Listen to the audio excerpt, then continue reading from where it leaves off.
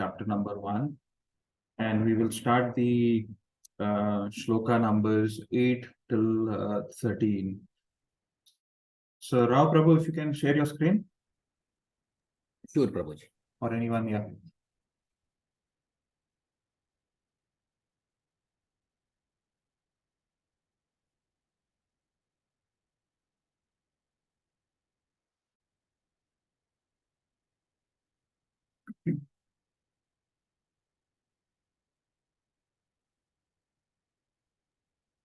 Some of these verses of all chapters of second canto are too heavy in philosophy.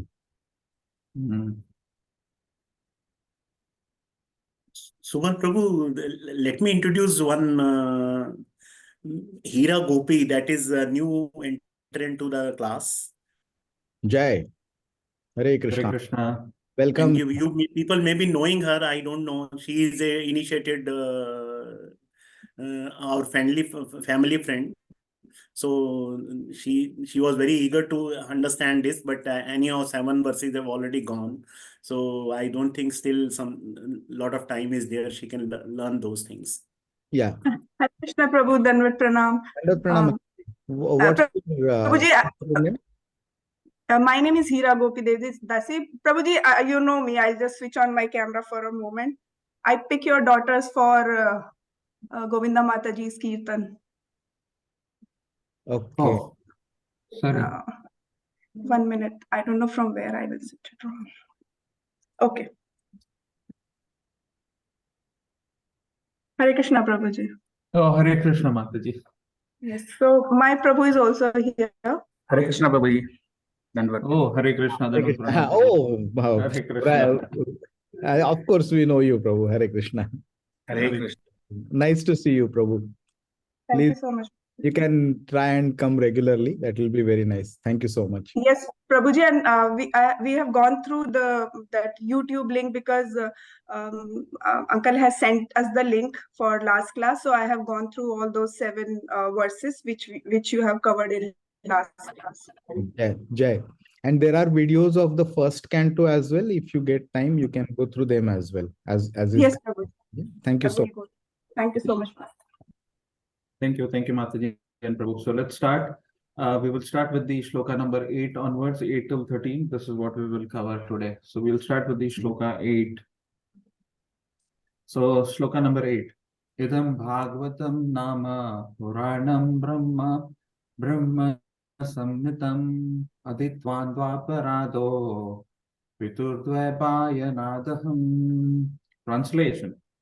At the end of the Dwapar Yuga, I studied this great supplement of Vedic literature named Srimad Bhagavatam, which is equal to all the Vedas from my father, Srila Dvaipayana Vyasadeva.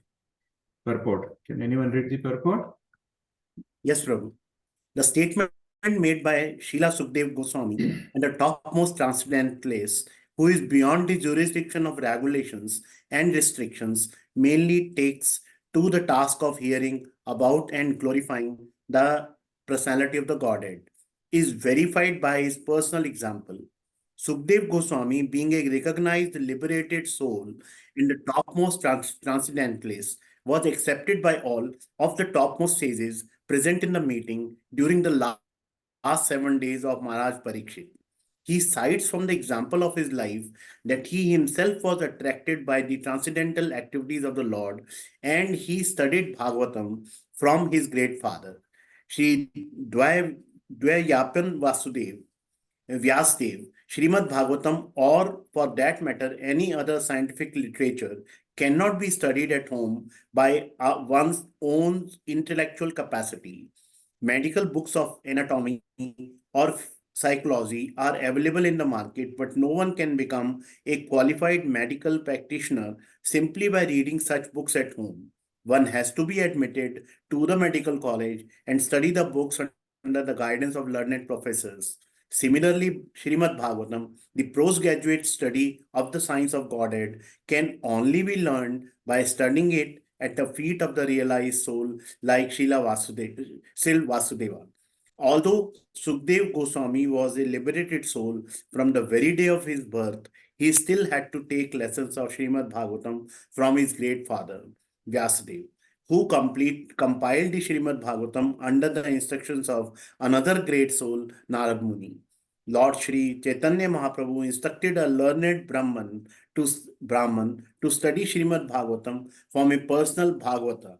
Srimad Bhagavatam is based on transcendental name, form, attributes, pastimes, entourage, and variegatedness of the Supreme Person, and it is spoken by the incarnation of the personality of the Godhead, Srila Vasudeva. Pastimes of the Lord are executed in cooperation with his pure devotees, and consequently, historical incidents are mentioned in the great literature because they are related to Krishna. It is called Brahm. It is called Brahm Samitam because it is the sound representative of the Lord Krishna. Like the Bhagavad Gita, Bhagavad Gita is the sound incarnation of the Lord because it is spoken by the Supreme Lord. And Srimad Bhagavatam is the sound representative of the Lord because it was spoken by the incarnation of the Lord about the activities of the Lord. As stated in the beginning of this book, it is the essence of the Vedic desire tree that the natural commentation of the Brahma Sutras, the topmost philosophical thesis on the subject matter of Brahman. Vyasadeva appeared at the end of Dwapar Yuga as the son of Satyavati, and therefore the word Dwapar Adu, or the beginning of the Dwapar Yuga, in this context means just prior to the beginning of Kali Yuga. The logic of this statement, according to Srila Jiva Goswami, is comparable to that of calling the upper portion of the tree the beginning. The root of the tree is the beginning of the tree, but in common knowledge, the upper portion of the tree is first seen in that way.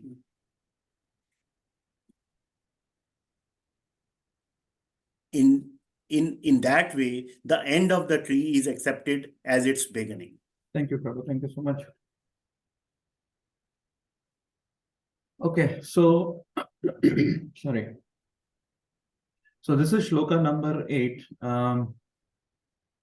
Let me share my screens now. Quickly share my screen.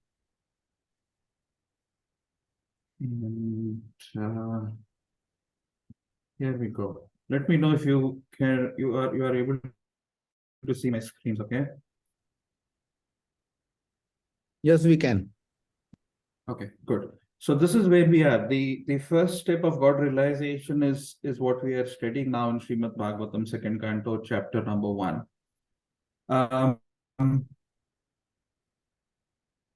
Let's look at some of these sequences here. We are going from 8 till 13. So I've just summarized a few things on as the summary first, and then we'll go into the details. So first shloka, which is 2.1.8, it is all talking about Srimad Bhagavatam, which Prabhupada mentions the postgraduate study of science of Godhead.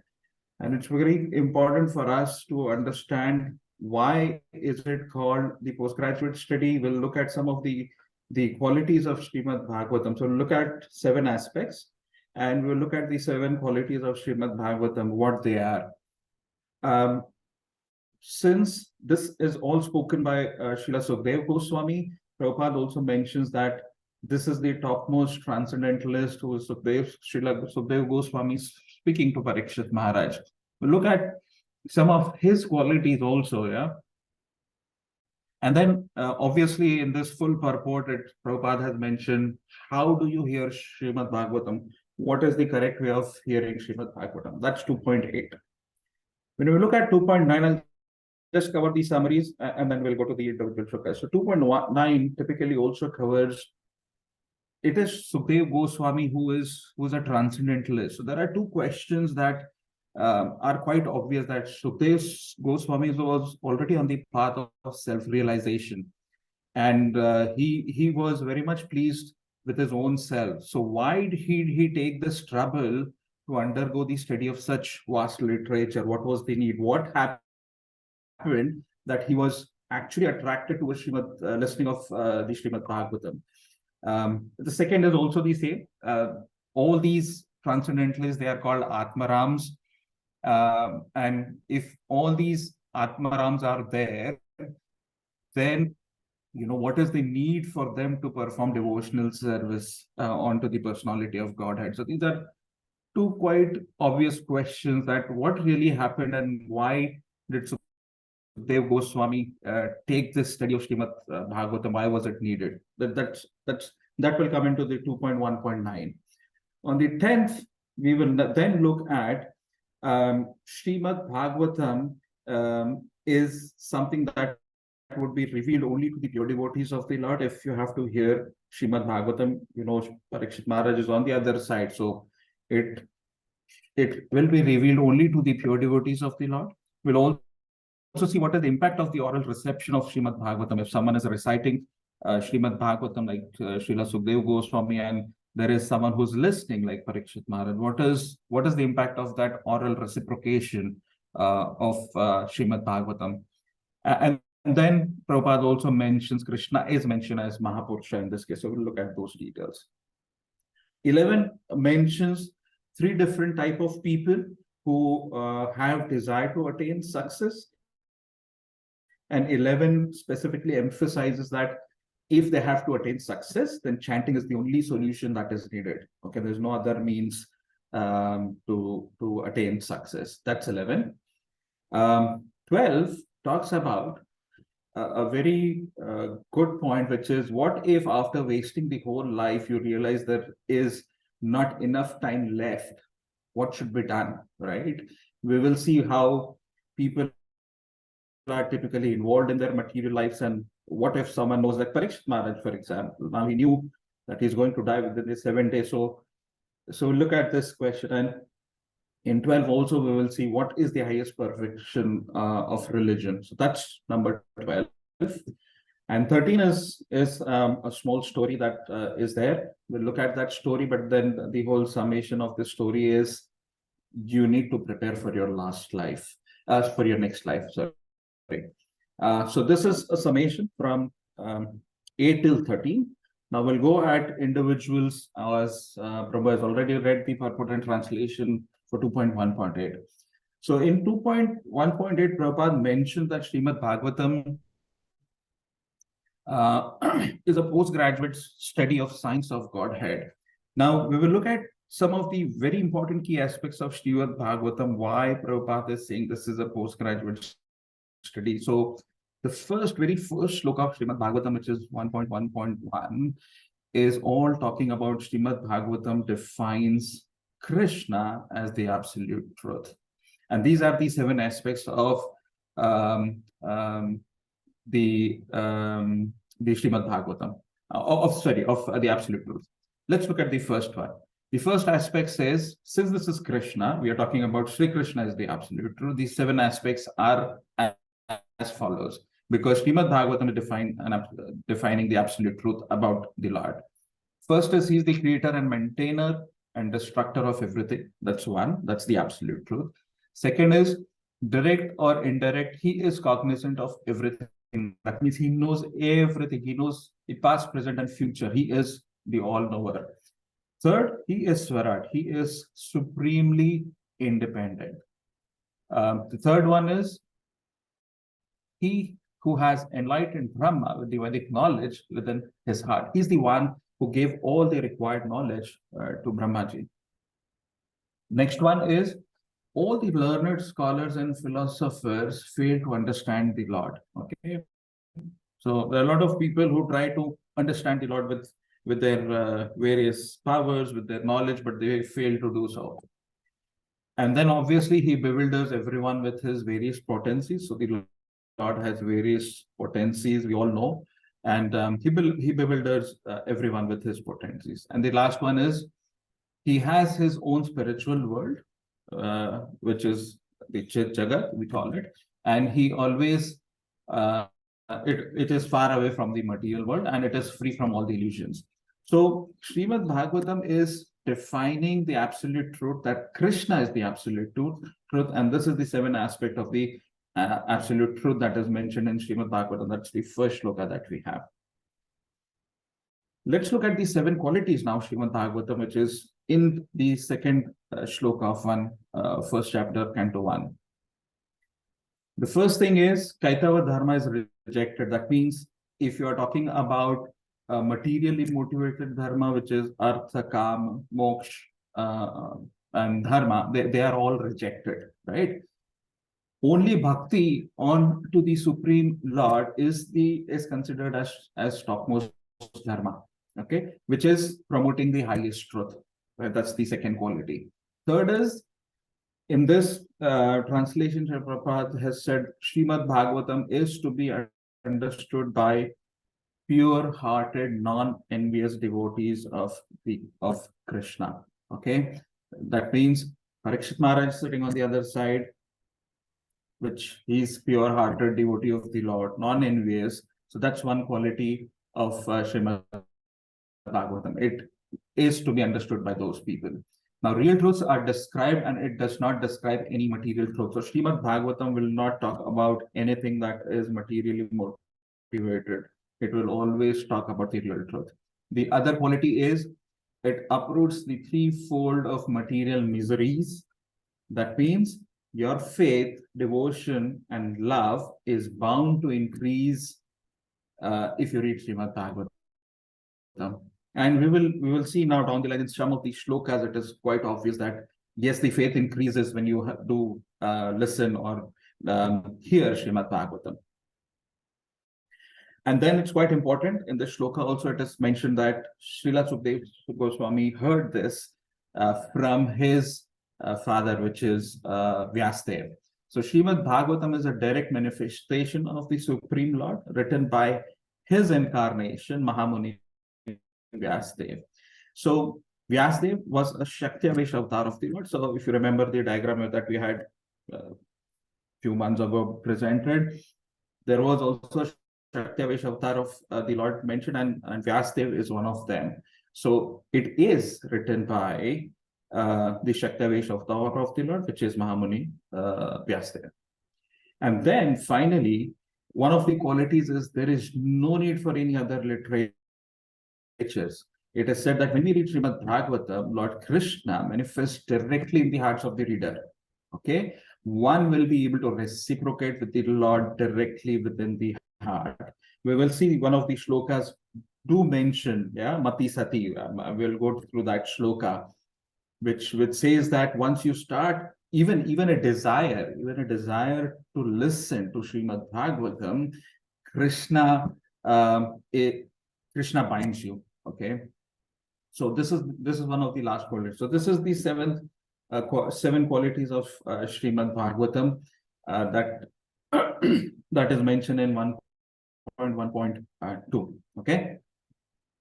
Now, Srimad Bhagavatam is a sound representative of the Lord because it was spoken by the incarnation of the Lord, and everything that is in Srimad Bhagavatam is about the activities of the Lord. So Srimad Bhagavatam is a sound representative of the Lord. Okay, it was spoken by Sukadeva Goswami, and it talks about everything about the Lord. Okay, so as we were seeing, it is spoken by Srila Sukadeva Goswami. He is a topmost transcendentalist. Let's look at some of the qualities that he has, since he's there on the Vyasas and he's speaking to Parikshit Maharaj. Let's look at some of these qualities. So Sukadeva Goswami was free from all these sins. His heart had no contamination, free from all vices and bad qualities. That was the first quality of Srila Sukadeva Goswami. Second is, he was knower of all the Vedic scriptures. He had experience of studying them nicely and explaining them to others. He was very expert in this. He had two very good internal qualities that are mentioned. One was Snigdha and Saumya. Snigdha is, he was very submissive and surrendered to his guru. A very, very, very important quality that everyone must have. You have to be submissive and you need to be surrendered to your guru. If this quality is not there, nothing is going to work out. Okay. And the second one is Saumya. Saumya means he's simple and pure at heart and sincere in his devotion. So these were two very good internal qualities of Srila Sukadeva Goswami, and hence he's called the topmost transcendentalist with all the qualities that you see in here. Srila Prabhupada also mentions that if you have a topmost transcendentalist, then there is a way where you how to hear Srimad Bhagavatam. And this is what Prabhupada says. He says to get the real benefit of transcendental understanding, one must understand Srimad Bhagavatam under the guidance of a person Bhagavat. That means the person who's speaking also should be a person Bhagavat. And here it is Srila Sukadeva Goswami. It has to be studied seriously. We need to hear it from a spiritual master coming from a Guru Parampara. It's very, very, very important. You cannot be hearing Srimad Bhagavatam from a Guru who does not come from a Guru Parampara. There are a lot of speakers that you see outside. They're just speaking Srimad Bhagavatam without knowing what is there, just taking money and explaining and just reading Srimad Bhagavatam without knowing anything. So it has to be understood from a spiritual master who comes from a Guru Parampara. Very important part, and this translation also Prabhupada mentions, cannot be understood by reading books, right? So Prabhupada gives a very good example that if you have a surgeon and you should just give one book of surgery saying this is how you do a surgery and give it to a doctor who's a surgeon, he will not be able to do it because you can't. You need an actual practice. You need an actual guidance from his superiors. So you cannot understand Srimad Bhagavatam just by reading books, right? You need someone like Sukadeva Goswami to actually recite Srimad Bhagavatam, okay? And then obviously Sukadeva Goswami understood this from Dwaipayan Vyasadev, which is his father, and as I said, he was a Shaktavish avatar of the Lord, and this was done at the beginning of the Dwapar Yuga. So this is how you have to hear Srimad Bhagavatam from a devotee in a Guru Parampara, not just by reading books. There should be someone like Sukadeva Goswami who's explaining, and there should be someone on the other side like Parikshit Maharaj also to receive that knowledge. So a topmost transcendentalist, this is the qualities, and if you have these qualities, and if this is the way the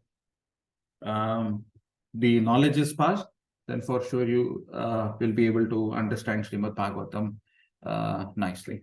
Okay, so I will stop my share. Prabhu, I want you to share the next shloka, please, which is shloka number 9.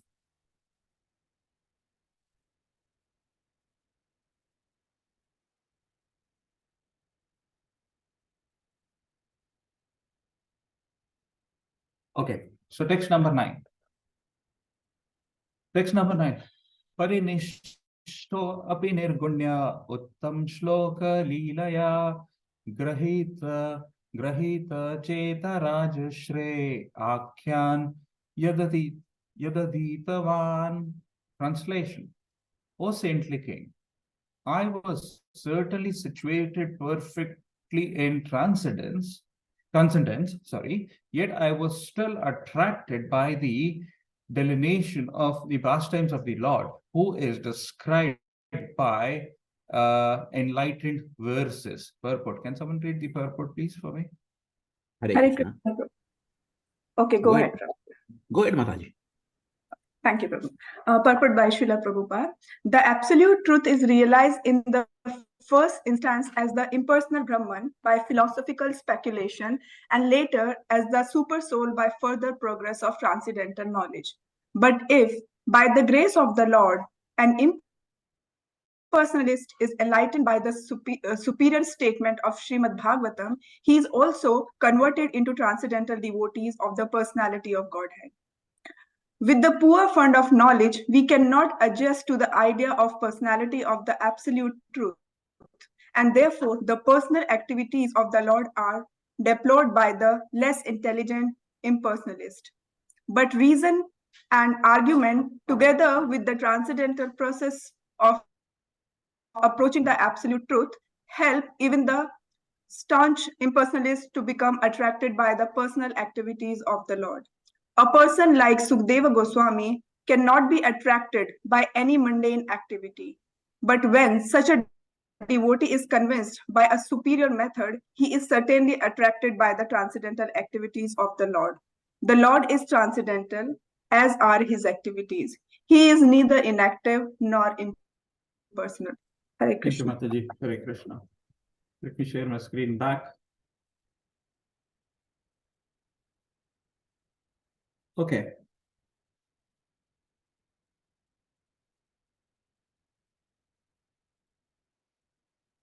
I put this up. Okay. I think it should go away.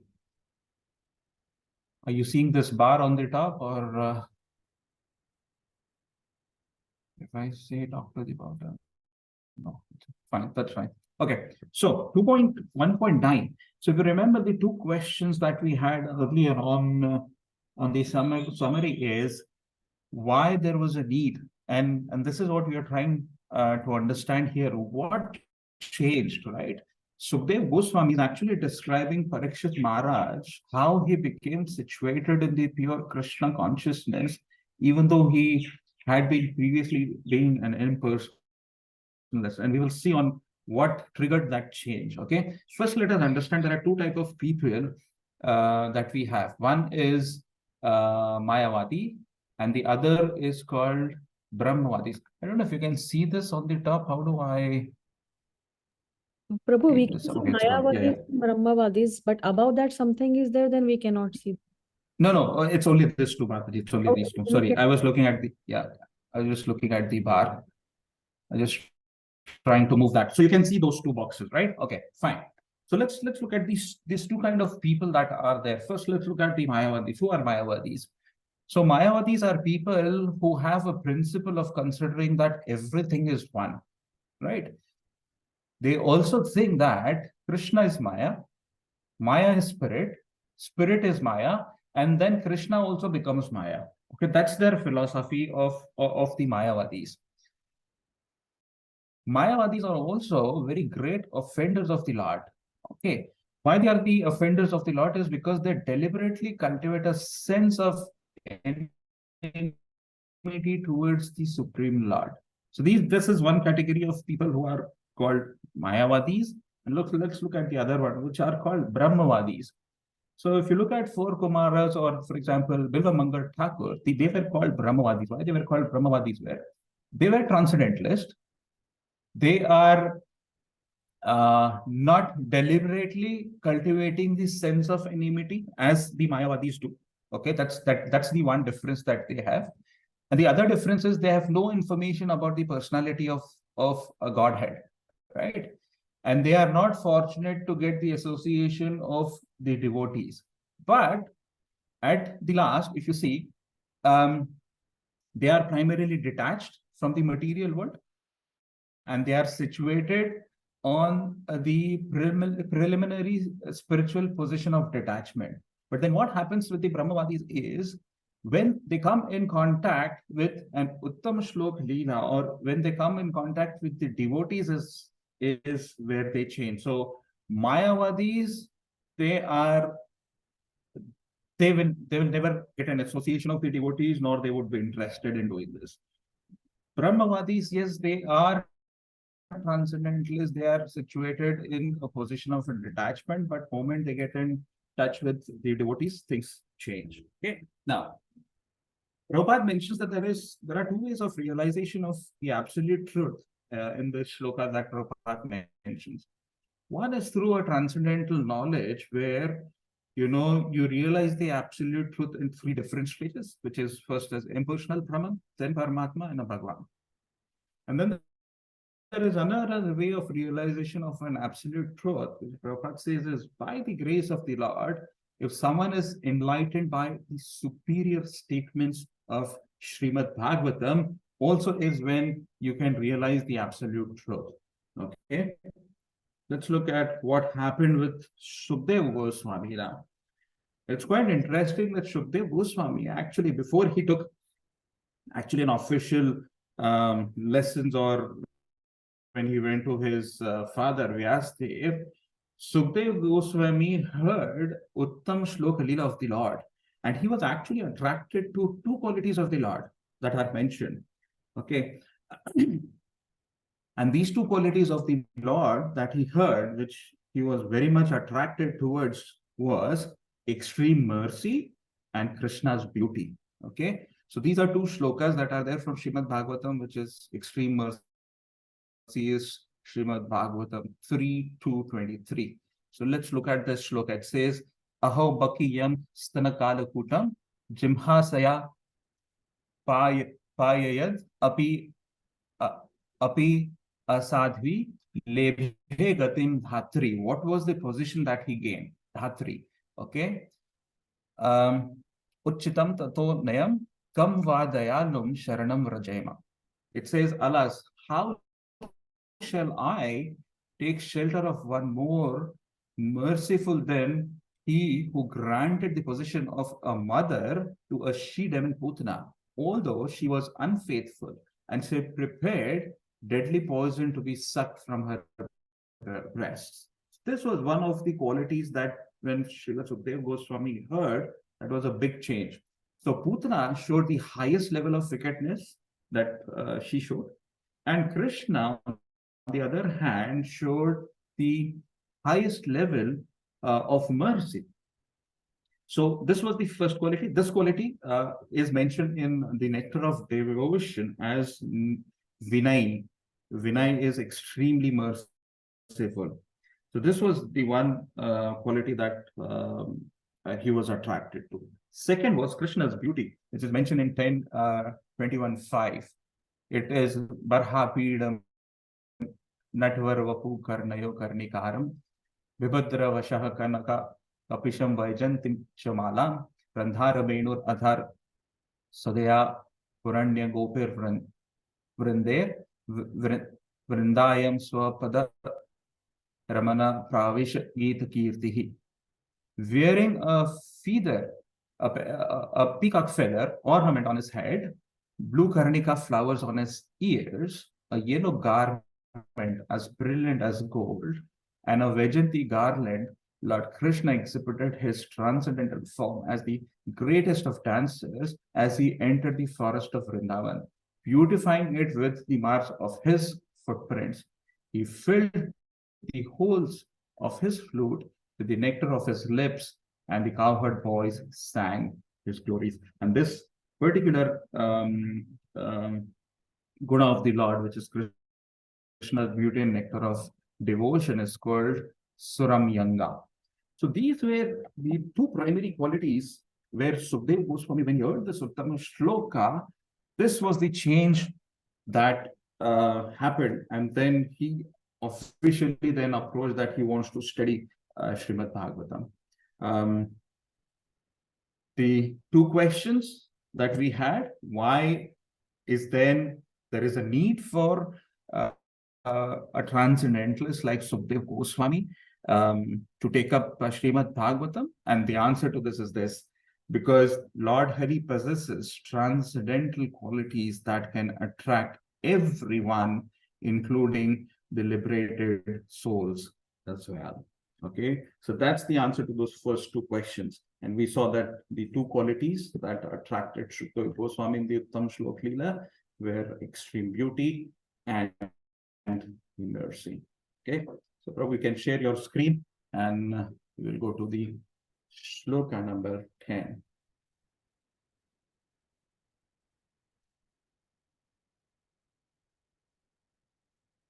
Okay, shloka 10.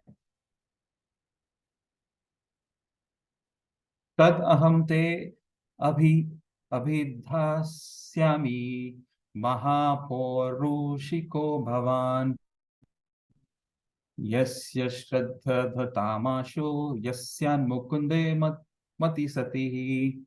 Translation: that very Srimad Bhagavatam I shall recite before you, because you are the most sincere devotee of Lord Krishna, one who gives full attention and respect to hearing Srimad Bhagavatam, achieves unflinching faith in the Supreme Lord, the giver of salvation. Someone read the purport for me? Hare Krishna. Yes, Prabhupada. Srimad Bhagavatam is recognized Vedic wisdom. and the system of receiving Vedic knowledge is called Avaroha Panta, or the process of receiving transcendental knowledge to bona fide disciplic succession. For advancement of material knowledge, there is need for personal ability and researching aptitude. But in the case of spiritual knowledge, all progress depends more or less on the mercy of the spiritual master. The spiritual master must be satisfied with the disciple. Only when then is knowledge automatically manifest before the student of spiritual science. The process should not, however, be misunderstood to be something like magical feats whereby the spiritual master acts like a magician and injects spiritual knowledge into his disciple, as if surcharging him with an electrical current. The bona fide spiritual master reasonably explains everything to the disciple of the authorities of Vedic wisdom.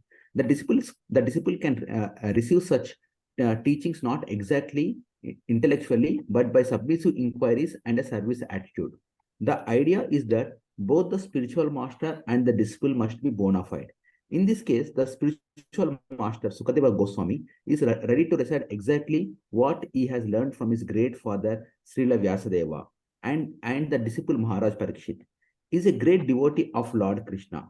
A devotee of Lord Krishna is he who believes sincerely that by becoming a devotee of the Lord, one becomes fully equipped with the everything spiritual.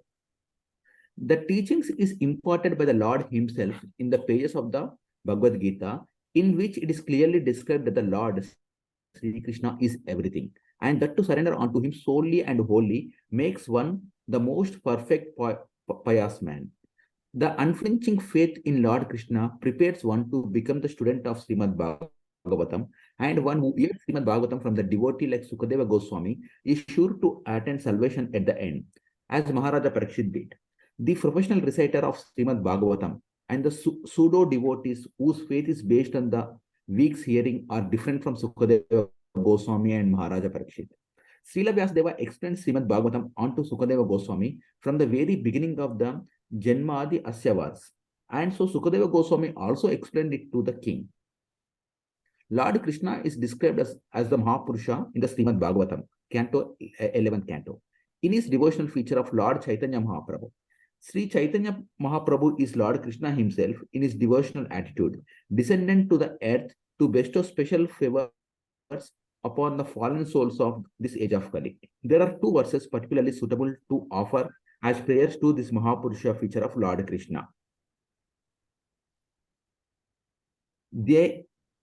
Deyam sada paribhavaganam abhishta doham Tirthapadam Shiva Vrinchi Nutam Seranyam Bharterti Ham Pranata Pala Bhavadi Potam Vande Mahapurusha Te Charanarvindam Tektva Sudastaja Supreshta Raja Lakshmim Dharmishta Arya Vachasa Yad Agad Aranyam Maya Mrugam Dayitye Stitam Anvadavad Vande Mahapurusha Te Charanarvindam.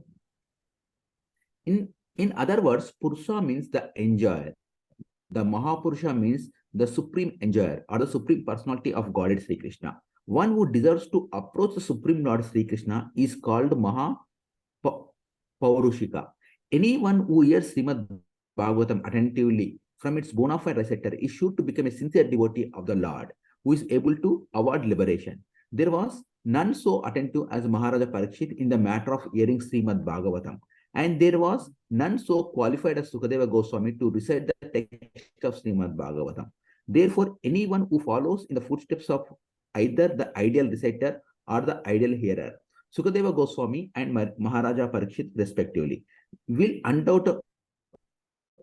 undoubtedly attain salvation like them. Maharaja Parikshit attained salvation by hearing only, and Sukadeva Goswami attained salvation only by reciting. Recitation and hearing are two processes out of 9 devotional activities, and by strenuously following the principles, either in all or by parts, one can attain the absolute plane. So the complete text of Srimad Bhagavatam, beginning with the Janmadi Asya verse up to the last one in the 12th canto, was spoken by Sukadeva Goswami for the attainment of salvation by Maharaja Parikshit. In the Padma Purana, it is mentioned that Gautama Muni advised Maharaja Ambarisha to hear regularly Srimad Bhagavatam as it was recited by Sukadeva Goswami. And herein it is confirmed that Maharaja Ambarisha heard Srimad Bhagavatam from the very beginning to the end, as it was spoken by Sukadeva Goswami. One who is actually interested in the Bhagavatam, therefore, must not play with it by reading or hearing a portion from here and a portion from there. One must follow in the footsteps of great kings like Maharaja Ambarisha or Maharaja Parikshit and hear it from the bona fide representative of Sukadeva Goswami. Jai Srila Prabhupada. Thank you, Prabhu. Thank you so much. Okay. So let's share my screen. I'm going to share my screen again. Okay.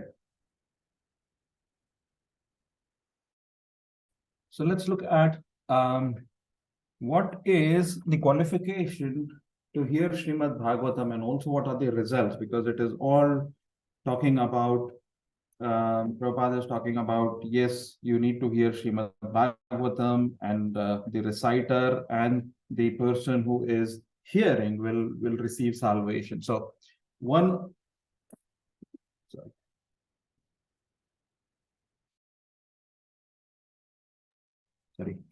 so one of the most important qualification is one must be sincere devotee of the Supreme Lord. And here, Sukadeva Goswami is saying that I shall recite before you only because you are a sincere devotee of the Lord. Okay, so that's the primary qualification that is required to hear Srimad Bhagavatam.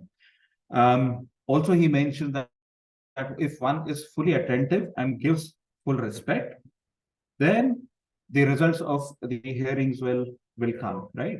And in this particular shloka, there is also a mention of mati sati. So there are two meanings. Mati is also called faith, and mati also means mind, right? So mati becomes sati. Also in this shloka means that mind cannot go elsewhere.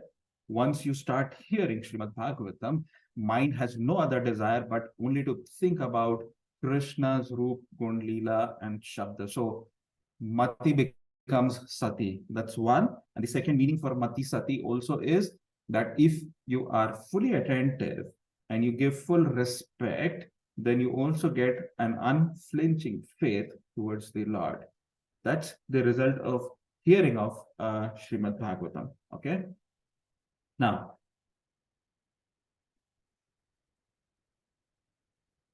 Prabhupada also mentions that, yes, if you have to hear Srimad Bhagavatam, there is a system of receiving Vedic knowledge, and he mentions that that system of receiving Vedic knowledge is called Avaroha Pantha.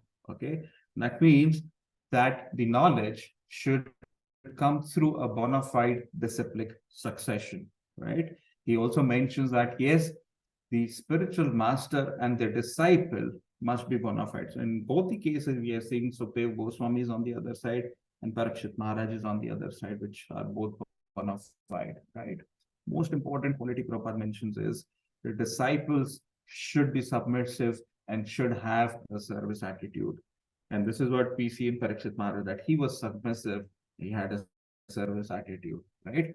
And then both one who hears and one who recites, they both attain salvation. So the way to receive Vedic knowledge is through a process called Avroha Pantra, through a disciplic succession, right?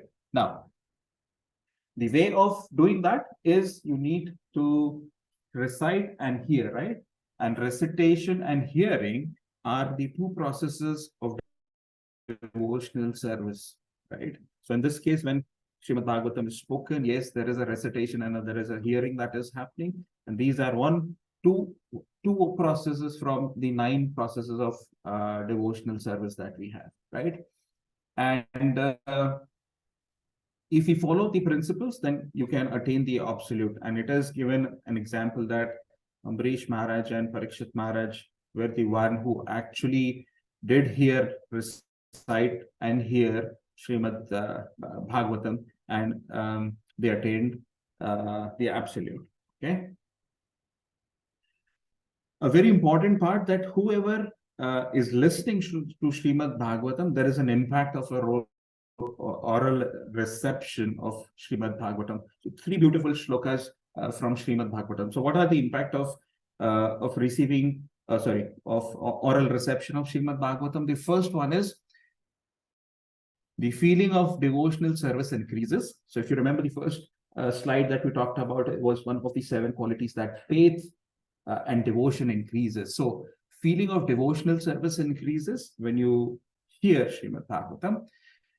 It also extinguishes the fire of lamentation, illusion, and fearlessness. That's the first impact.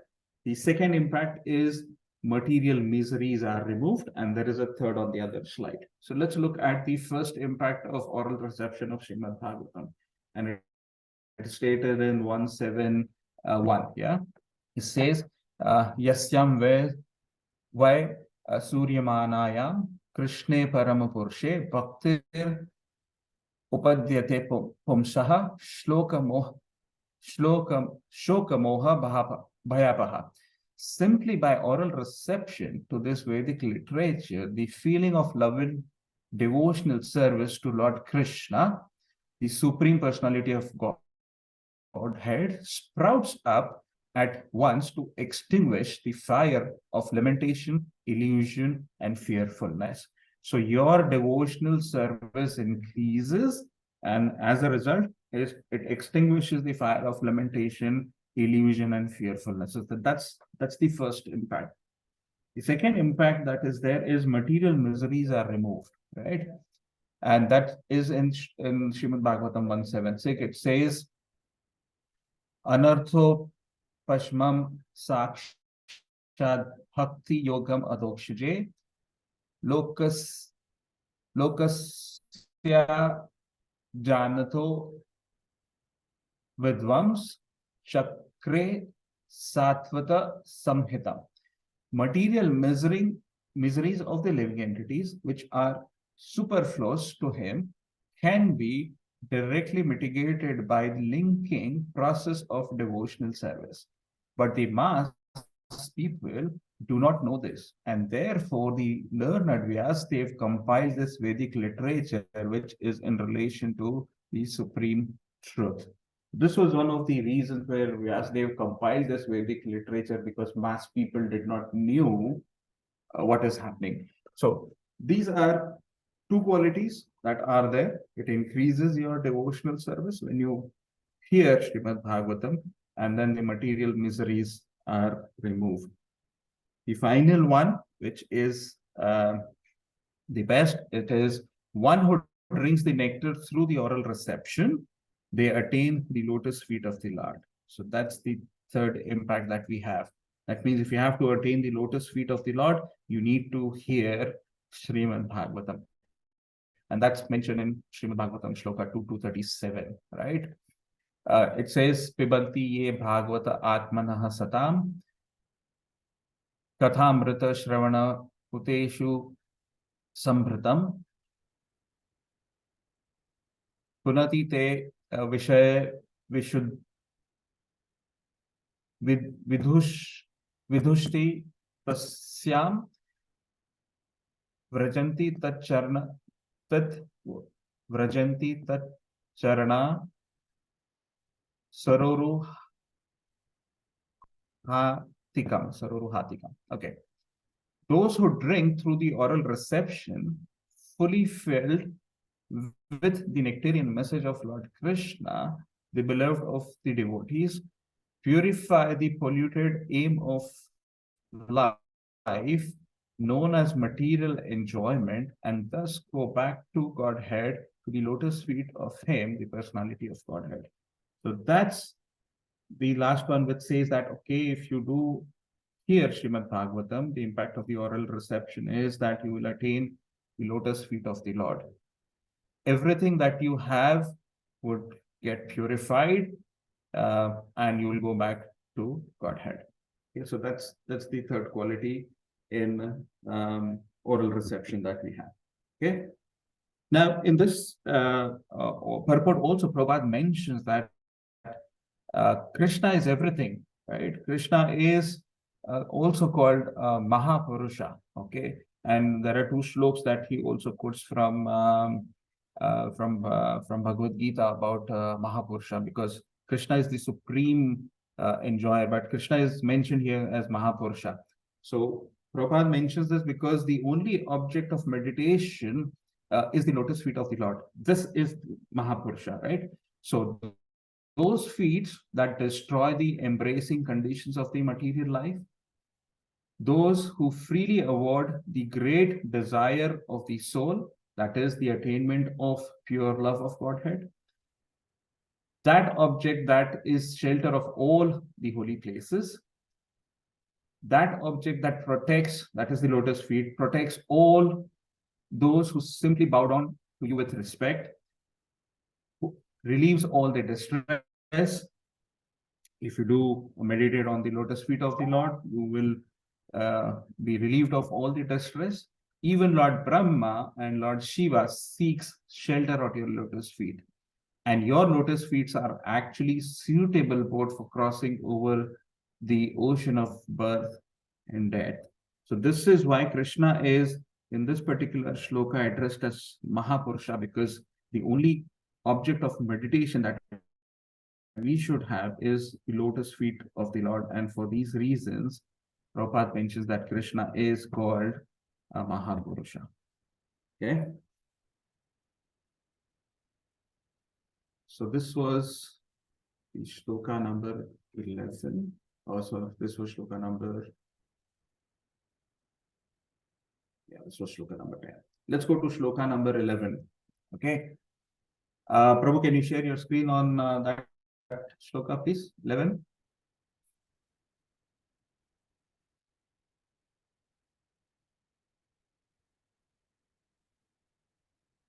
Oh, I did miss one slide that was there on the 10. Let me do that again. Sorry for that. Okay.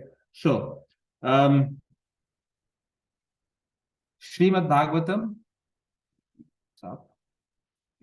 Yeah. Okay. Srimad Bhagavatam is the only one literature, right? So Prabhupada mentioned in this particular purport is you need to hear only Srimad Bhagavatam, read only Srimad Bhagavatam, and that's the only literature that is both spoken by and it is spoken about the Lord. Chaitanya Mahaprabhu calls it as Amala Puran, which is a spotless Puran, as Srimad Bhagavatam. And this is the only literature that describes the transcendental qualities like Rup Gun Lila of the Lord. Okay, so this is the only literature that is there. Okay, so we go back. Stop, Prabhu. You can share your screen. Sorry.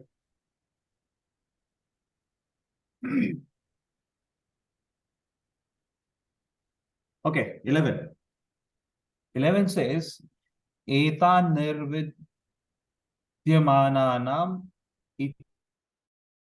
ichchatam akuto bhayam yoginam nripa nirnitam harer naman kirtanam. Translation: O King, constant chanting of the holy name of the Lord after the ways of the great authorities is the doubtless and the fearless way of success of all, including those who are free from material desires, those who are desirous of all material enjoyment, and those who are self-satisfied by dint of transcendental knowledge. Purport. Can only read the purport? Jai Srila Prabhupada. Purport by Srila Prabhupada. Jai Srila Prabhupada.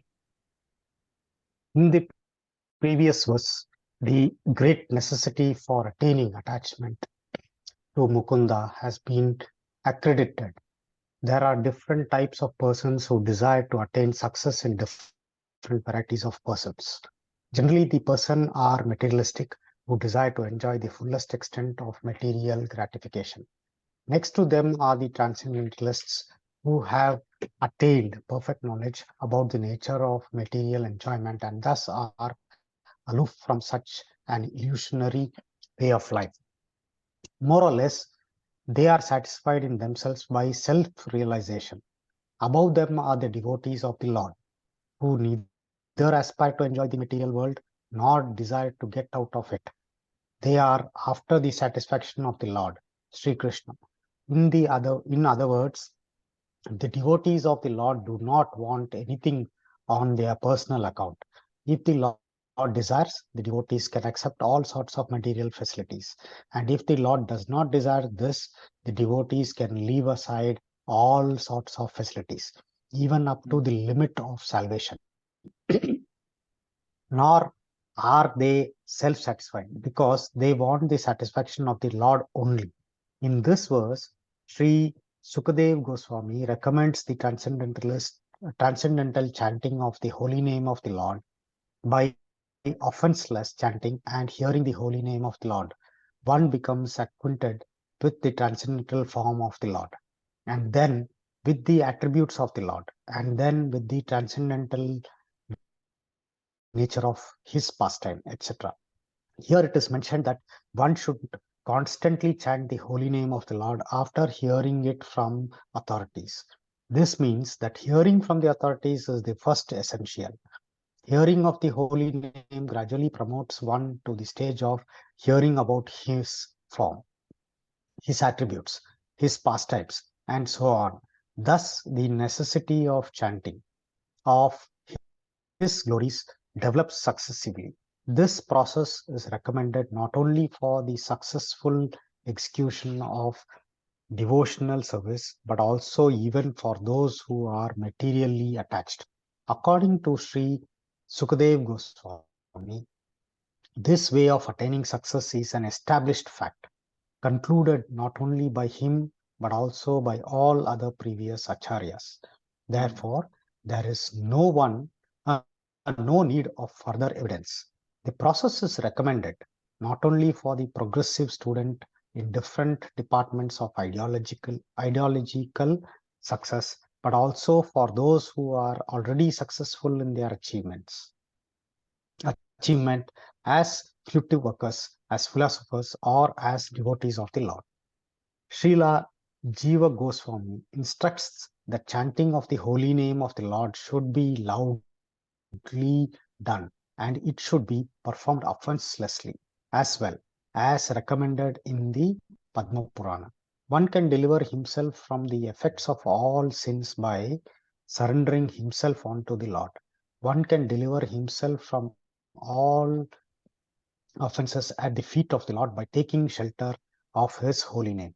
But one cannot protect himself if one commits an offense at the feet of the holy name of the Lord. Such offenses are mentioned in the Padma Purana as being 10 in number.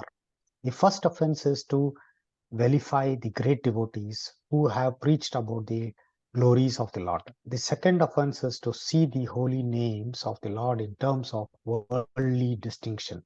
The Lord is the proprietor of all the universes, and therefore he may be known in different places by different names, but that does not in any way qualify the fullness of the Lord. Any nomenclature which is meant for the Supreme Lord is as holy as the other, because they are all meant for the Lord. Such holy names are all as powerful as the Lord, and there is no bar for anyone in any part of the creation to chant and glorify the Lord by the particular name of the Lord as it is locally understood. They are all auspicious, and one should not distinguish such names of the Lord as material commodities. The third offense is to neglect the orders of the authorized acharyas or spiritual masters.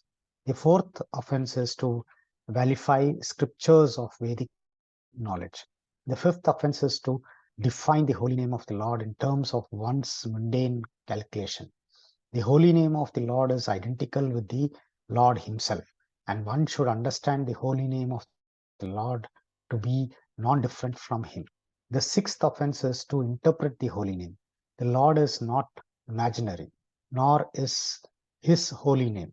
There are persons with a poor fund of knowledge who think the Lord to be an imagination of the worshipper, and therefore think his holy name is to be imaginary. Such a chanter of the name of the Lord cannot achieve the desired success in the matter of chanting the holy name. The seventh offense is to commit sins intentionally on the strength of the holy name. In the scriptures, it is said that one can be liberated from the effects of all sinful actions simply by chanting the holy name of the Lord. One who takes advantage of this transcendental method and continues to commit sins on the expectation of neutralizing the effects of sins by chanting the holy name of the Lord is the greatest offender at the feet of the holy name. Such an offender cannot purify himself by any recommended method of purification. In other words, one may be a sinful man before chanting the holy name of the Lord, but after taking shelter in the holy name of the Lord and becoming immune, one should strictly restrain oneself from committing sinful acts with the hope that his method of chanting the holy name will give him protection. The eighth offense is to consider the holy name of the Lord and his chanting method to be equal to some material auspicious activity. There are various kinds of good work for material benefits, but the holy name and his chanting are not mere as auspicious holy service. Undoubtedly, the holy name is holy service, but he should never be utilized for such purpose. Since the holy name and the Lord are of one and the same identity, one should not try to bring the holy name into the service of mankind. The idea is that the Supreme Lord is the supreme enjoyer. He is no one's servant or order supplier. Similarly, since the holy name of Lord is identical with the Lord, one should not try to utilize the holy name for one's personal services. The ninth offense is to instruct those who are not interested in chanting the holy name of the Lord about the transcendental nature of the holy name. If such instruction is imparted to an unwilling audience, the act is considered to be an offense at the feet of the holy name. The 10th offense is to become uninterested in the holy name of the Lord even after hearing of the transcendental nature of the holy name. The effect of chanting the holy name of the Lord is perceived by the chanter as liberation from the conception of false egoism. False egoism is exhibited by thinking oneself to be the enjoyer of the world and thinking everything in the world to be meant for the enjoyment of oneself only. The whole materialistic world is moving under such false egoism of I and mine. But the factual effect of chanting the holy name is to become free from such misconception. Jai Srila Prabhupada. Hare Krishna. Thank you, Prabhu. Thank you so much. Okay, so full 10 offenses are here, which is quite big to finish in this class. But let's see some of the points here. Okay. So 2.1.11 talks about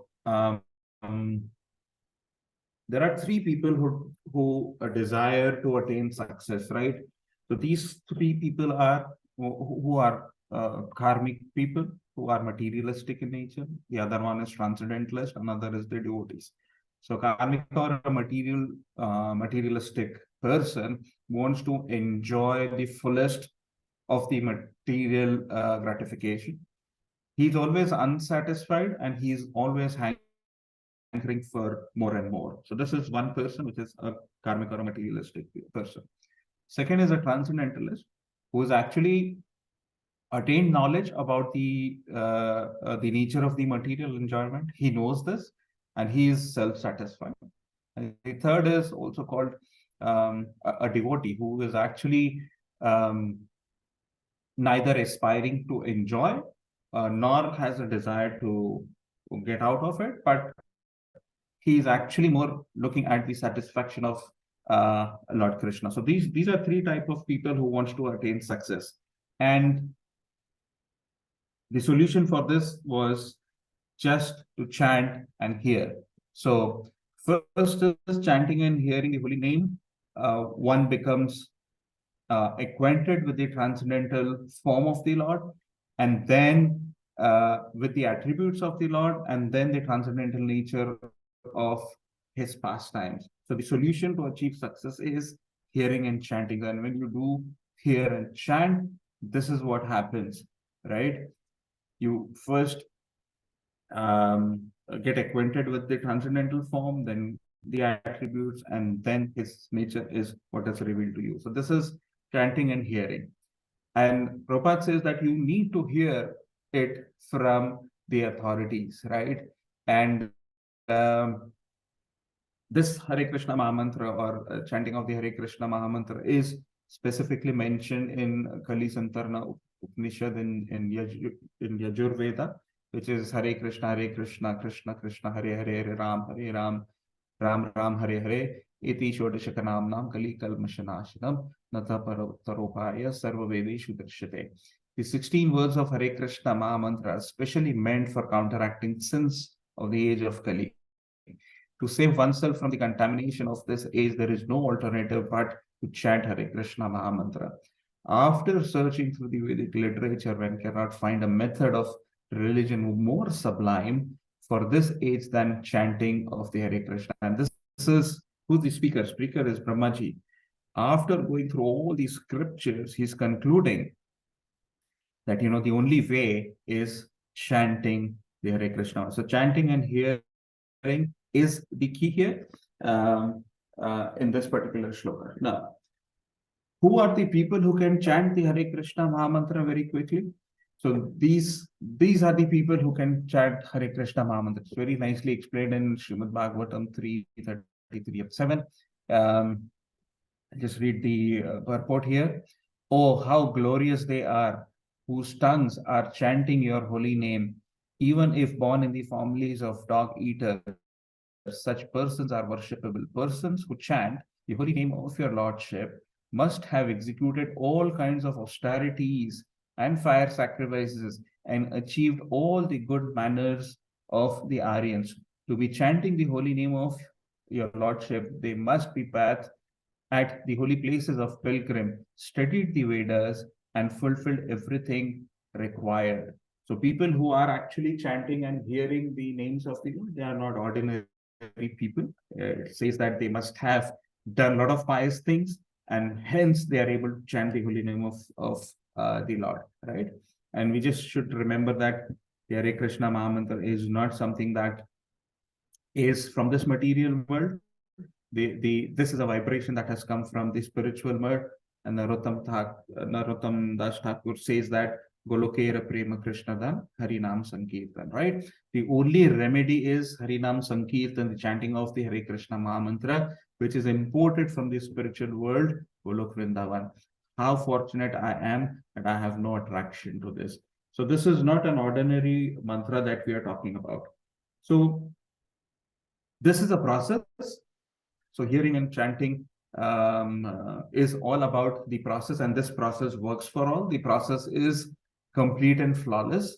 And when the process is followed, the faith on this process increases. Taking Hari Nam or chanting provides us with pure bhakti, and we get purified when we take that Nam.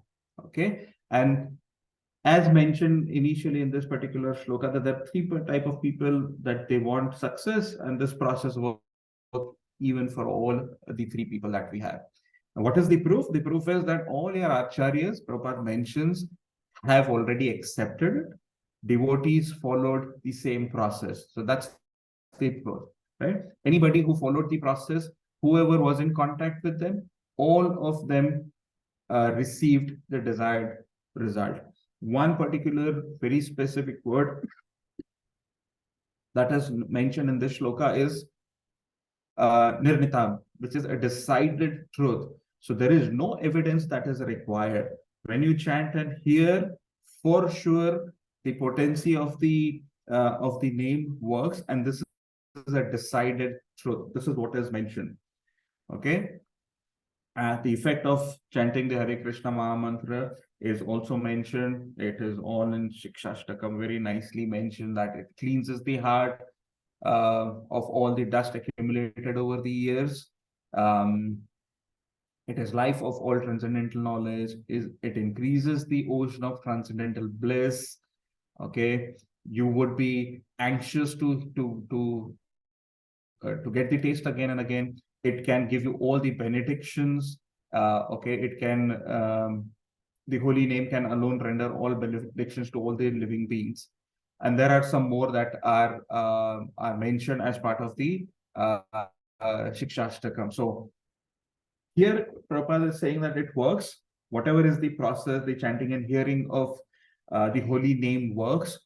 There is no difference between the name and the Lord himself. And the name has the full potency.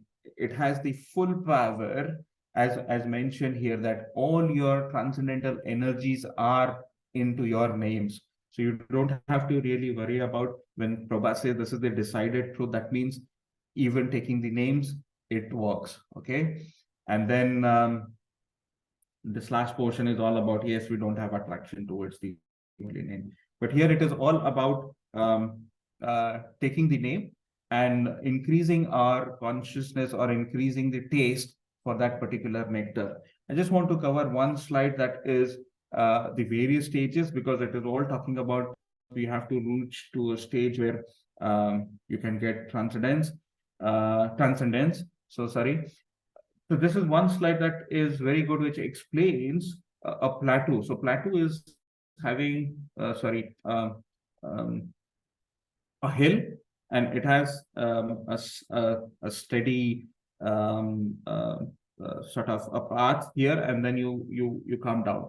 So devotional service, when we do devotional service towards the Lord, we have these various stages of devotional services: Shraddha, Sadhu Sangha, Bhajan Kriya, Anartha, Nishtha, Ruchi, Asakti, Bhav, and Prema. So what happens is, typically when we start with an initial faith that we have, that's the first stage.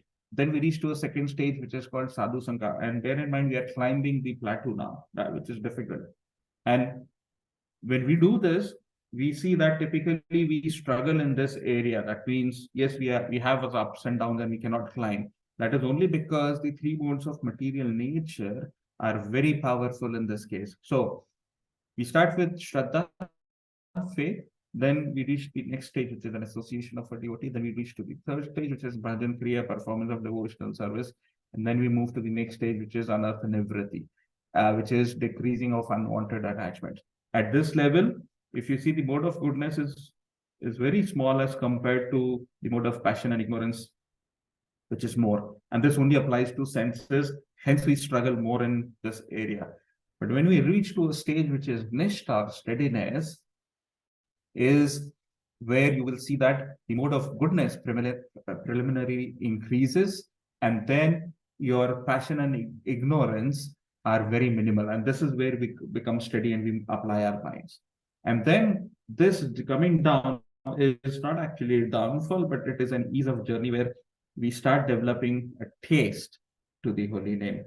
And this is where you see that, a transcendence is where it starts sprouting up. So you see at this stage now you have no more ignorance and passion, but you start developing a taste towards the Lord. And then you have an asakti, which is an attachment, which again increases. And at that stage, the mode of material nature is almost negligible. And then you come to a stage of bhav, which is love, where you enter into the transcendence, and then you ultimately get the pure love for Krishna. Okay. So what Prabhupada mentions is you need to chant offenselessly and loudly. So Prabhupada is also mentioning all the 10 offenses that we need to really avoid. This is actually quite a big chapter in itself, because if we start discussing on the 10 offenses, what they are and what is the remedy on how to avoid that, would actually take a lot of time. I've just listed them in short, although they were very big.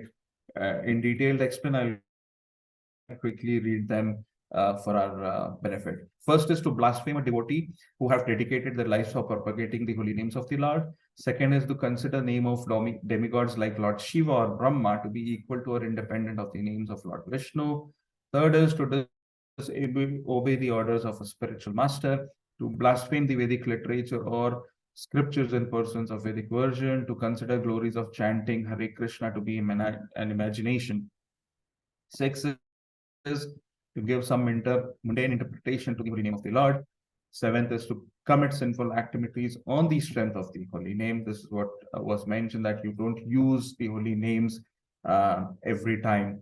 To consider the chanting of Hare Krishna as an auspicious ritualistic activities which was offered in the Vedas as fruitive activities, karma kanda, so it is no more karma kanda.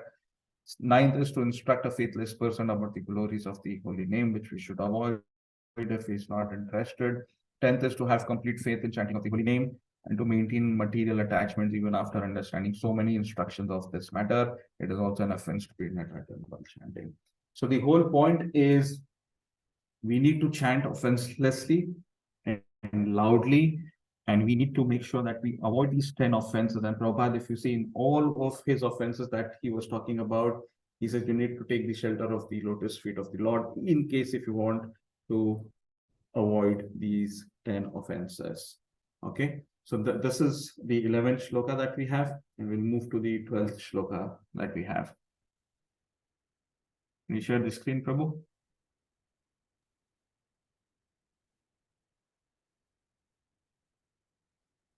Okay, 12 says, Kim pramatasya bahubihi parokshe harya neriha varam muhurtam viditam ghatate shreyate yataha. Translation: what is the value of a prolonged life which is wasted in experience by years in this world? Better a moment of full consciousness, because that gives one a start in searching after his supreme interest. Purport. Can someone read the purport? Hare Krishna Prabhu. Shri Sukhdev Goswami instructed Maharaj Parikshit about the importance of the chanting of the holy name of the Lord by every progressive gentleman. In order to encourage the king, who had only 7 remaining days of the life, Srila Sukhdev Goswami asserted that there is no use of living hundreds of years without any knowledge of the problems of life. Better to live for a moment with full consciousness of the supreme interest to be fulfilled. The supreme interest of the life is eternal, with full knowledge and bliss. Those who are bewildered by the external features of the material world and are engaged in the animal propensities of the eat, drink, and be merry type of life are simply wasting their lives by the unseen passing away of valuable years. We should know in perfect consciousness that human life is bestowed upon the conditioned soul to achieve spiritual success. And the easiest possible procedure to attain this end is to chant the holy name of the Lord. In the previous verse, we have discussed this point to a certain extent, and we may further be enlightened on the different types of offenses committed unto the feet of the holy name. Srila Jiva Goswami Prabhu has quoted many passages from authentic scriptures and has ably supported the statements in the matter of offenses at the feet of the holy name. From Vishnu Yamala Tantra, Sri Jiva Goswami has proven that one can be liberated from the effects of all sins simply by chanting the holy name of the Lord. Quoting from the Markandeya Puran, Sri Goswami's Ji says that one should neither blaspheme and the devotee of the Lord, nor indulge in hearing others who are engaged in belittling a devotee of the Lord. A devotee should try to restrict the welfare by cutting out his tongue, and being unable to do so, one should commit suicide rather than hear the blaspheming of the devotee of the Lord. The conclusion is that one should neither fear nor allow vilification of the devotee of the Lord. As far as distinguishing the Lord's holy name from the names of the demigods, the revealed scriptures disclose, that is Bhagavad Gita 10.41, that all extraordinarily powerful beings are but parts and parcels of the supreme energetic Lord Krishna. Except for the Lord himself, everyone is subordinate. No one is independent of the Lord, since no one is more powerful than or equal to the energy of the Supreme Lord, no one's name can be as powerful as that of the Lord. By chanting the Lord's holy name, one can derive all the stipulated energy synchronized from all sources. Therefore, one should not equalize the supreme holy name of the Lord with any other name, that is Brahma, Shiva, or any other powerful God, can never be equal to the Supreme Lord Vishnu. The powerful holy name of the Lord can certainly deliver one from sinful effects, but one who desires to utilize this transcendental potency of the holy name of the Lord in one's sinister activities is the most degraded person in the world. Such persons are never excused by the Lord or by any agent of the Lord. One should therefore utilize one's life in glorifying the Lord by all means without any offense.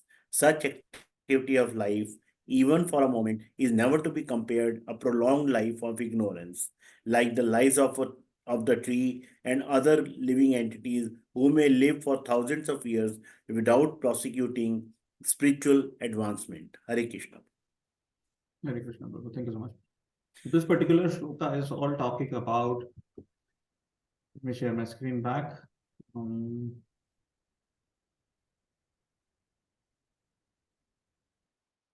Okay, so this shloka is talking about value of a prolonged life which is wasted, right? We will see in the next shloka there is a story that is coming which is all relevant to this, that quite a time that people waste their time in materialistic activity, right? So here it is said there are materialistic people who are involved in the animal propensities like sleeping, mating, eating, and defending, and a large duration of their life is wasted because they don't know what needs to be done, right? What is the goal of human life? Prabhupada says the goal of the human life is to achieve spiritual success, right? It says Athato Brahma Jignasa, which says in Srimad Bhagavatam 4:21-22. It says it has been conclusively decided in the scriptures after due consideration that the ultimate goal of welfare of human society is detachment from the bodily concept of life and increase and steadfast attachment for the Supreme Lord, who is transcendental beyond the modes of material nature. So here it is talking about, yes, there are a lot of people who waste their time because they do not know what is the ultimate goal of the human life. And here it is says that we need to know, right, who we are, we need to know who the Lord is, and we need to know what is our relationship with the Lord, right? So all this is all about Athato Brahma Jignasa.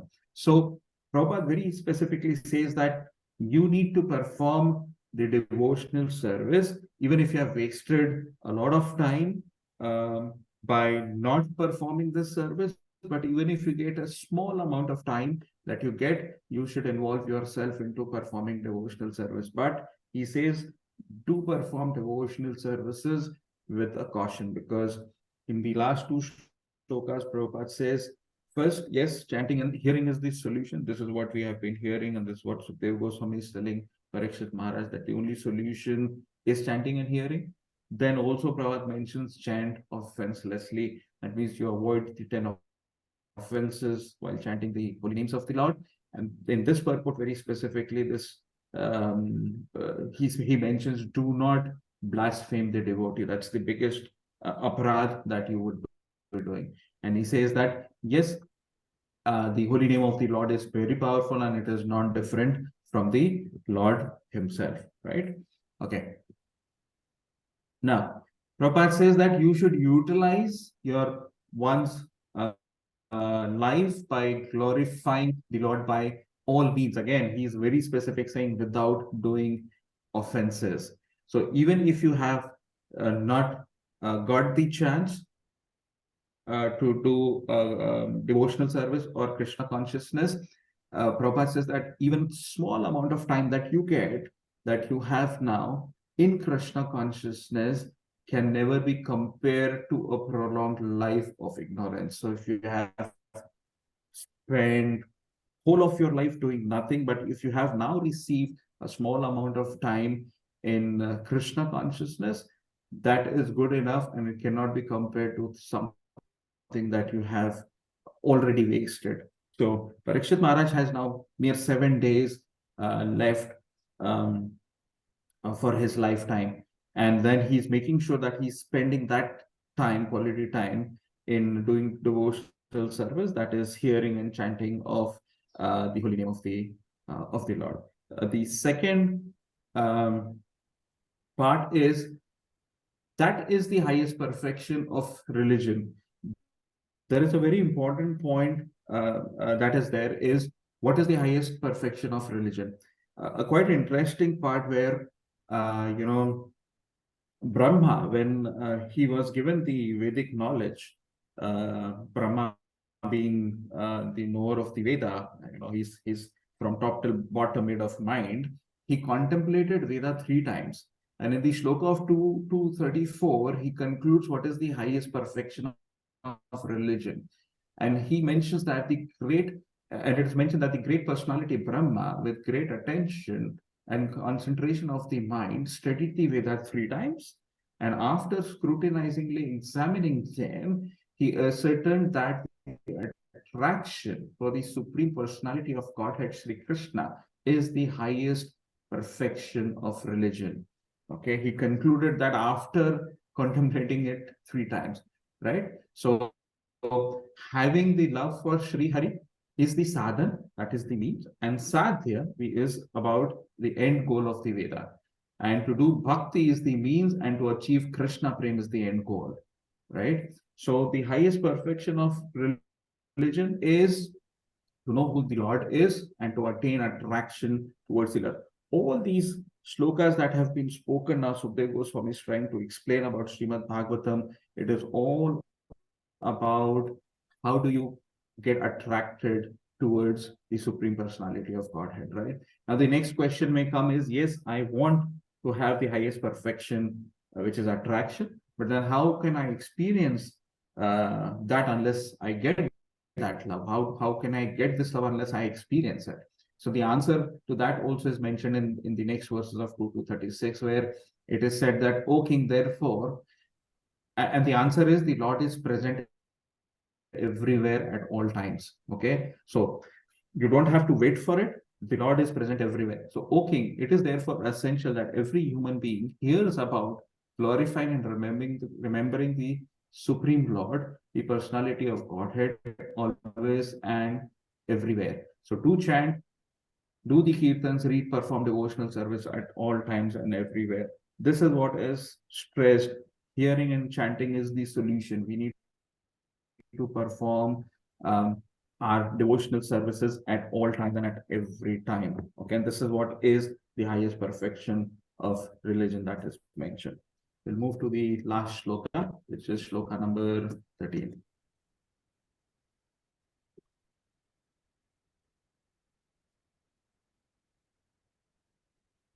So 13 says, this is about the king. So it says, Khatvango Nam Rajashri, and it says, sorry, I moved my screen. Khatvango Nam Rajashrer Gyatve Yapta Miha Yushaha Muhurta Sarvam Utsrajya Gatvan Abhayam Harin. Translation. The saintly king Khatwang, after being informed that the duration of life would be only a moment more, at once freed himself from the material activities and took shelter of the supreme safety, the personality of Godhead. Purport. Can you read the purport? Purport. Purport by Srila Prabhupada. Jai Srila Prabhupada. A fully responsible man should always be conscious of the prime duty of the present human form of life. The activities to meet the immediate necessities of material life are not everything. One should always be alert in his duty for attainment of the best situation in the next life.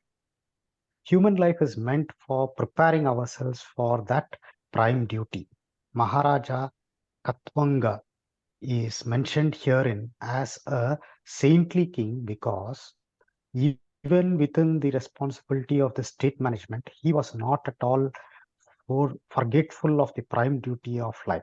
Such was the case with the other Rajarishis, saintly kings like Maharaja Yudhishthira and Maharaja Parikshit. They were all exemplary personalities on account of their being alert in discharging their prime duty. Maharaja Katwanga was invited by the demigods in the higher planets to fight demons, and as a king, he fought the battle to the full satisfaction of the demigods. The demigods, being fully satisfied with him, wanted to give him some benefication for material enjoyment. But Maharaja Katwanga, being very much alert to his prime duty, inquired from the demigods about his remaining duration of life. This means that he was not as anxious to accumulate some material benediction from the demigods as he was to prepare himself for the next life. He was informed by the demigods, however, that his life would last only a moment longer. The king at once left the heavenly kingdom, which is always full of material enjoyment at the highest standards, and coming down to this earth, took ultimate shelter of the all-safe personality of Godhead. He was successful in his great attempt and achieved liberation. This attempt, even for a moment, by the saintly king was successful because he was always alert to his prime duty. Maharaj Parikshit was thus encouraged by the great Sukdev Goswami, even though he had only 7 days left in his life to execute the prime duty of hearing the glories of the Lord in the form of Srimad Bhagavatam. By the will of the Lord, Maharaj Parikshit instantly met the great Sukdev Goswami, and the great treasures of spiritual success left by him is nicely mentioned in Srimad Bhagavatam. Jai Srila Prabhupada. Hare Krishna. Correct. Thank you, Dobby. So it also correlates with the previous verse where it says that, okay, now you have a very small time that is left out. And what are you going to do if you have a very small time that you have now? And this was the same situation in this king, which was King Katwang. So here he actually helped all the demigods in fighting with the Asuras. And based on that, King Katwang was actually offered a benediction. So the first thing that the king asked was, how much time do I have left? Because he knew what is the purpose of life. And then the demigods in the heaven said that, okay, you have only few moments left, not even days. And based on this information, King Katwang asked for a benediction. He said, give me a plane that works with the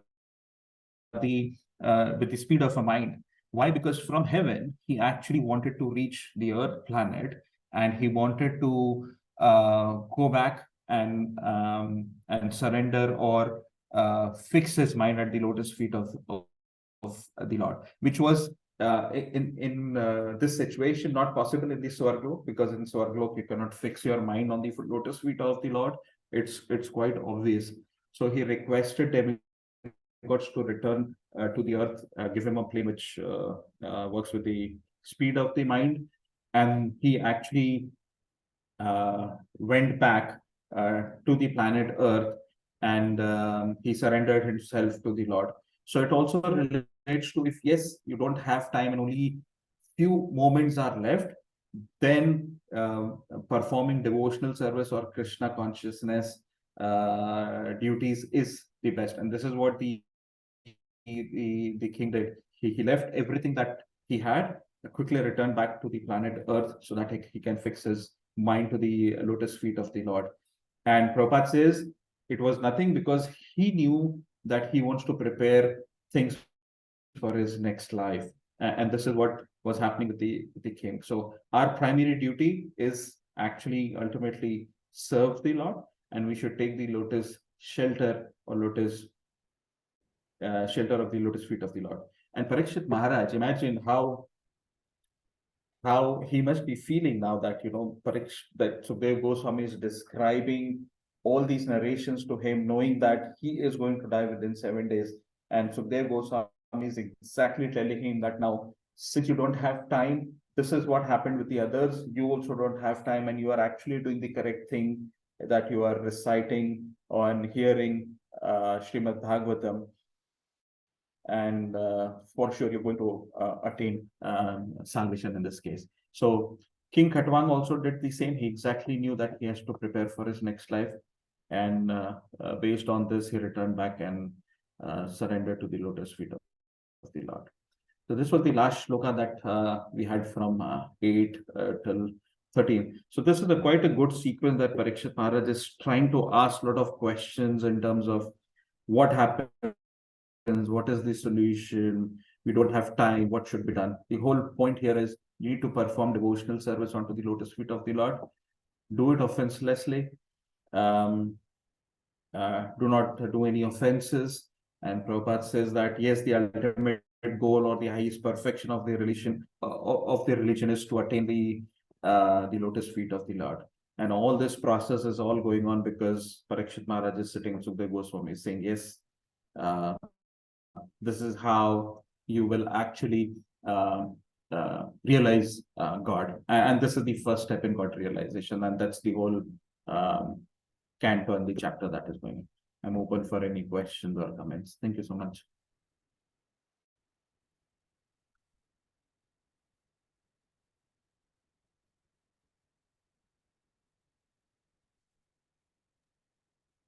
Hare Krishna, Prabhu.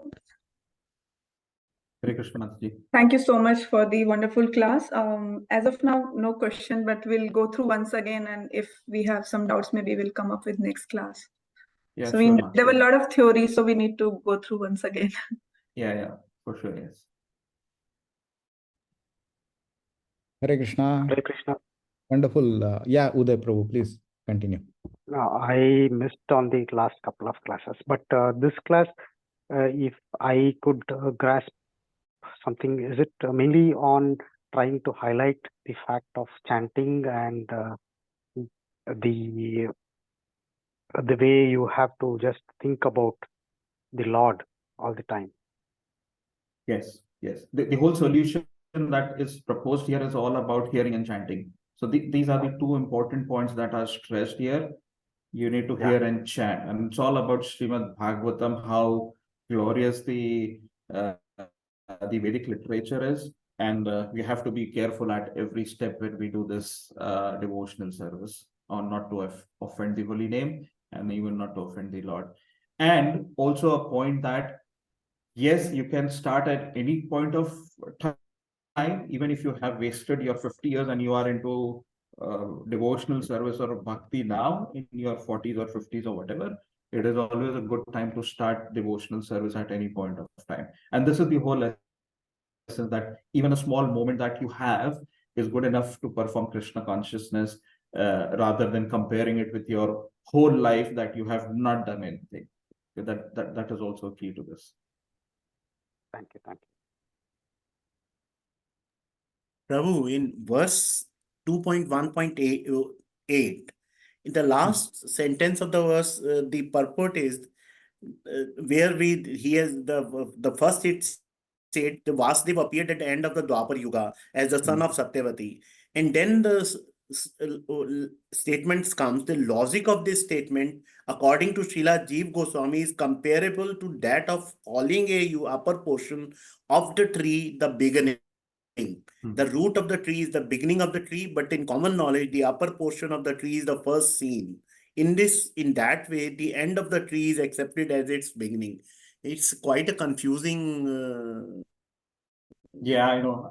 I also have heard a couple of lectures on this. So it is just saying that, although it says at the beginning of the Dwapar Yuga, but it is confusing.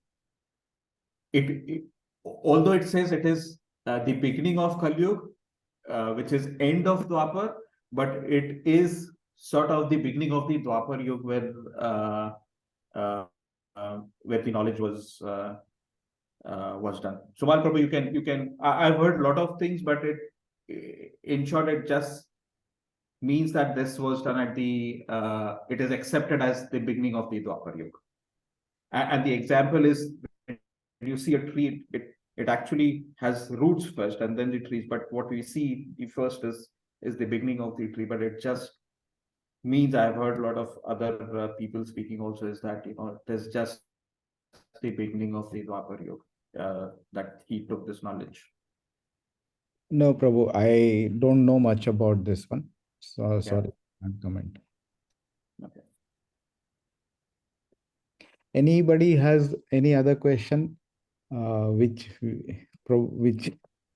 are answerable by people like us? सुशील प्रभु के question थोड़े deep होते हैं.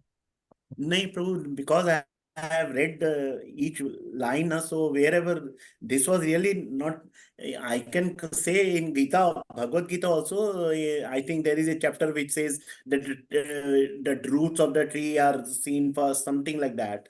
So I was comparing, is it something, same thing they are referring or something else is there? No, this is. Anyhow, we can just keep it. This is not that relevant. No, this is different, Prabhu. वो वहां पे जो बोल रहा है वो Krishna purposely he is saying urdhva moolam adha shakham, that is the nature of the material. Yeah. So that's different aspect. Yeah. A fantastic class, Prabhu. बहुत अच्छा लगा. I appreciated Thank you. you, Prabhu. Thank you very much for a good class. Hare Krishna, Prabhu, Dandat Pranam. Hare Krishna, Amrit Madhav, Prabhu. Welcome. Prabhu, I have one small question. Hare Krishna, Prabhu, Dandat Pranam, Prabhu. Prabhu, I have a question. Can you please confirm whether Brahmavadis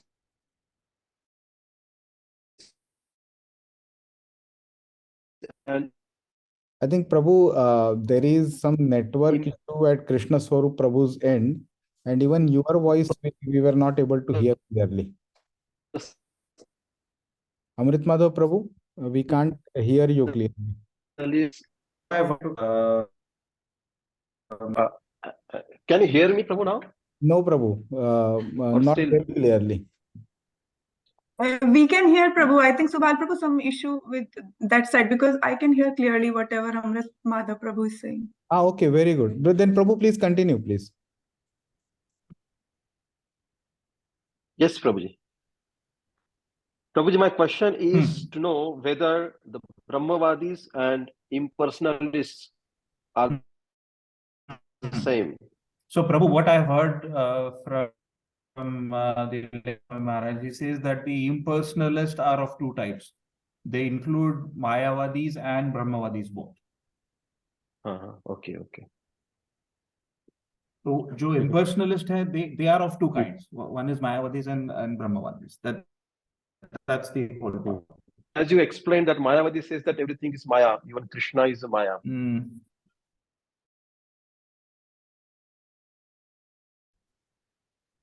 Three modes of material nature. Yes. Yeah. So, would you like to explain it more? Yeah. Prabhu? So here Maya means is the same. I mean, Krishna also is acting under the three modes of material nature, which is not the case. Krishna says, "I am above all the three modes of material nature." In Bhagavad Gita. Okay, Prabhuji. Nice presentation, Prabhu. It seems like you are taking a lot of efforts to come up with this presentation. Thank you very much.